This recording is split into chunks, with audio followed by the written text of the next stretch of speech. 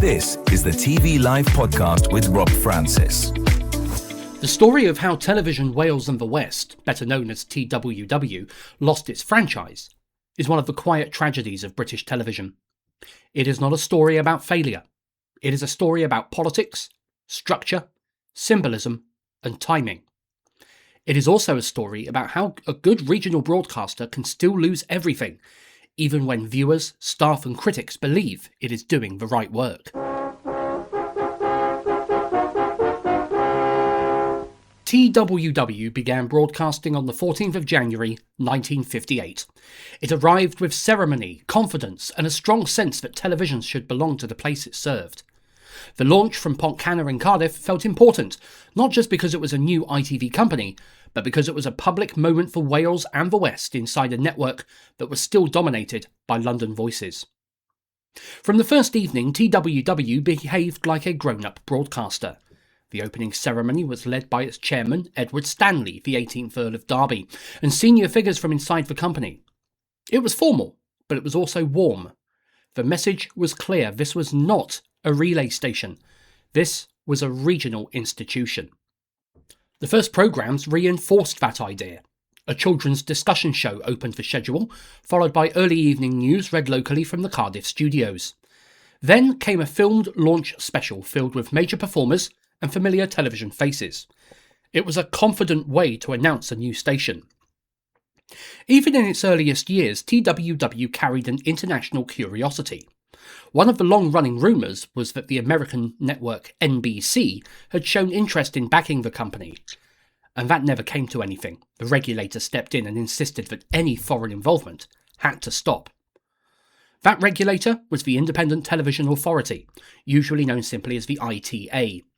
In the 1950s and 60s, the ITA held enormous power. It decided who could broadcast and who could not. It also decided when a company's time was up. For much of its life, TWW seemed safe. It built a reputation for strong regional output and for treating Welsh culture seriously, rather than as decoration around network programmes. It became part of the cultural furniture of the nation. The company's biggest change came in 1964, when another ITV broadcaster collapsed financially. Wales West and North Television, known on screen as Teledu Cymru, had been serving a much larger and more sparsely populated part of the country. It became the only ITV company ever to fail. TWW was required to take over that neighbouring service. This wasn't just a small adjustment. It meant suddenly serving almost the whole of Wales. It meant new transmitters, new audiences, and new political expectations. It also meant taking responsibility for Welsh language broadcasting on a wider scale than before. TWW kept the Teledu Cymru identity alive and expanded it into the south of Wales. Ironically, this was the very audience that the original company had needed if it was ever going to survive on its own. The transmitters also reached across the Irish Sea. In parts of the Republic of Ireland, viewers began watching the service regularly because there was only one domestic channel at home at the time. Continuity announcers even acknowledged Irish viewers on air.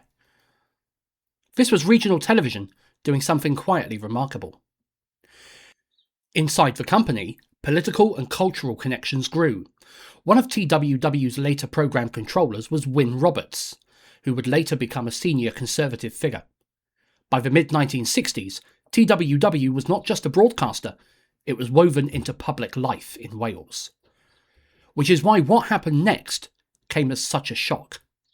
In 1967, the ITA announced the result of its latest franchise review.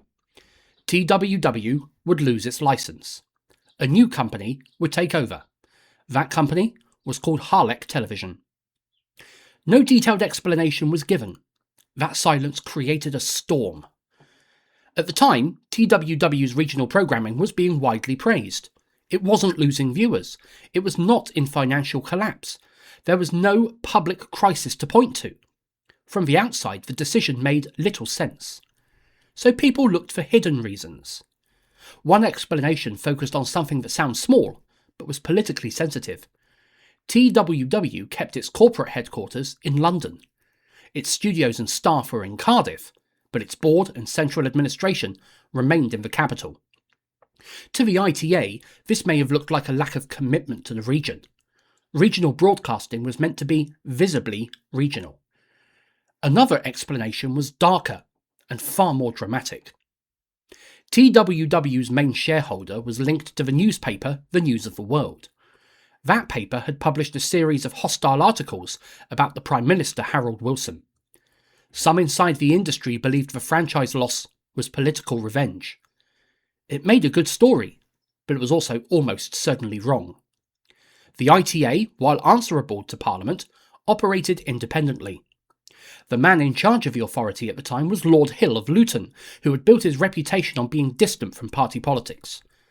Direct government interference would have been extremely difficult to prove, and no clear evidence has ever appeared.